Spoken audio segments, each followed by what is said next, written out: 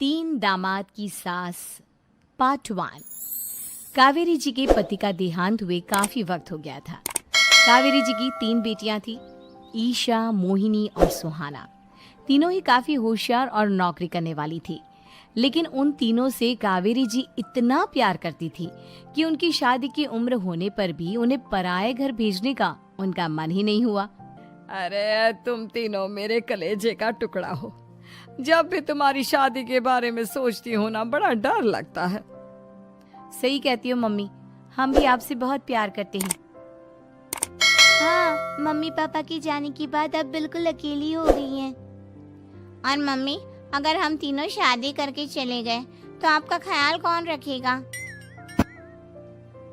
लेकिन अपनी खुशी की वजह से मैं तुम तीनों को बिना शादी के भी तो नहीं देख सकती ना बेटा। समाज के हिसाब से देखे तो यह भी गलत होगा और मैं ऐसा कुछ नहीं चाहती।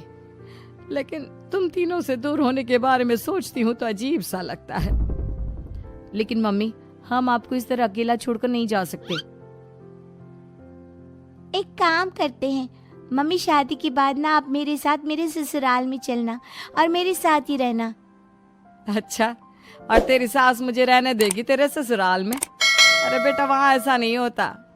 बेटी की माँ कभी अपनी बेटी के ससुराल जाकर नहीं रह सकती।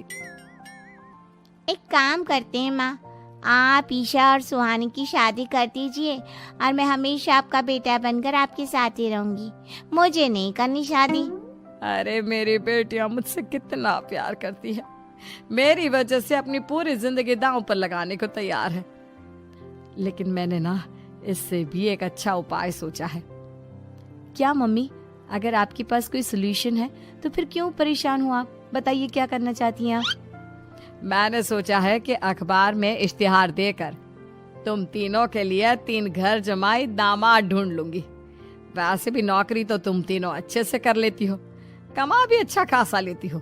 कोई भी लड़का तैयार हो जाएगा तुमसे शादी करने के लिए। अरे मम्मी, ये हुई ना बात। इससे हमें आपसे दूर भी नहीं जाना पड़ेगा और आपको अकेला भी नहीं रहना पड़ेगा।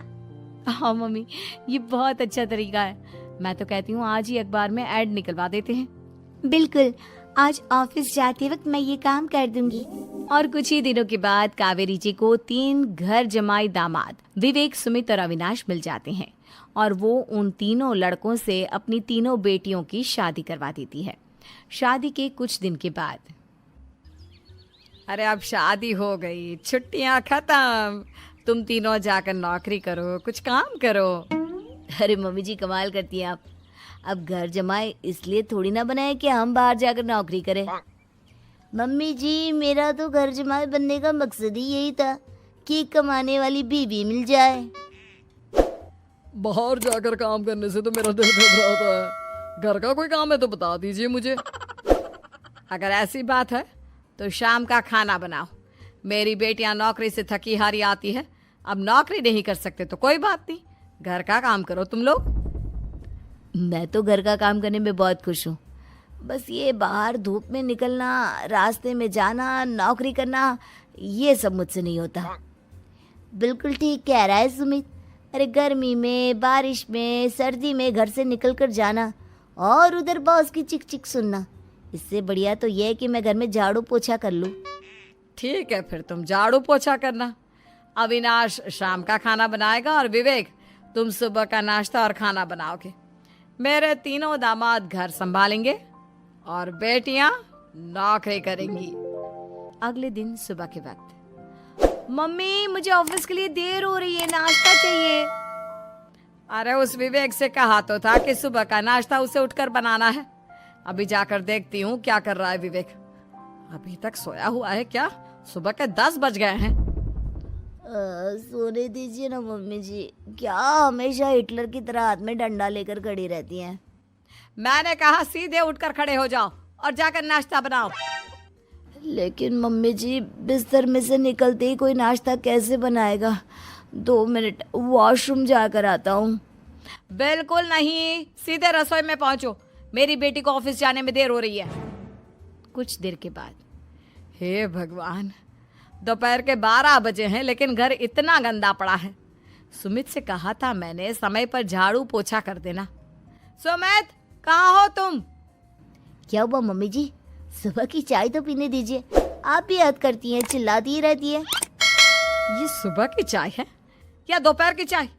अगर तुम 12 बजे उठकर सुबह की चाय पियोगे तो क्या शाम का खाना रात के 3 बजे खाओगे? मम्मी जी चिल्लाइए मत, बताइए बात क्या है? अरे 12 बज चुके हैं, अभी तक झाड़ू पोछा नहीं हुआ। घर में देखो कितनी गंदगी है।